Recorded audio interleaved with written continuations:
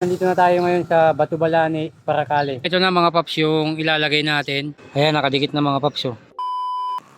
Magandang araw mga paps. Welcome dito sa pangpitong vlog ko kay BN Motovlog. Samahan nyo ako ngayon mga paps. Pupunta tayo ng Batubalani, Paracale. Marami kasing nag-request na doon naman daw ako sa Batubalani mag-vlog. Kaya samahan nyo ako mga paps. Let's go! Saktong-sakto ang biyahe natin ngayon mga paps. Napakaganda ng panahon, napakaliwalas ng kapaligiran. Gusto ko lang palang mag-shoutout sa mga nag-request. Shoutout sa inyo mga paps. Maraming salamat sa suporta. At syempre, shoutout din sa mga palaging nagla-like, nagko-comment at nag-share ng mga video ko.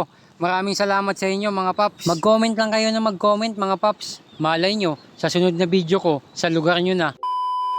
So ayun na nga mga paps, nandito na tayo ngayon sa Batubalani, Paracale. At galing na ako doon sa pinakasentro nila.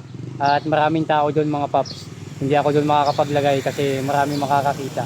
At kaya maghahanap ako ngayon dito na medyo tagong lugar na pwede natin paglagyan. Kaya samahan nyo ako mga paps. Let's go. So ito na mga paps yung ilalagay natin. Ayan. Kung nakikita nyo naman nakabalot yan ngayon tapos naka-tape. Kasi iti-tape na lang natin yan dito. Dito ko na lang ilalagay mga paps. Malapit sa tulay. Ayan. So siguro naman alam to ng ano. Alam to ng mga taga Batubalani. Ayan, tingnan natin. Ayan, nakadikit na mga paps. So, yan. Dito lang yan malapit sa ano sa tulay mga paps. Meron dito malaking puno. Tapos dito natin ilagay. Andyan yung school. So good luck mga paps sa mga maghahanap. Congratulations sa mga makakakuha.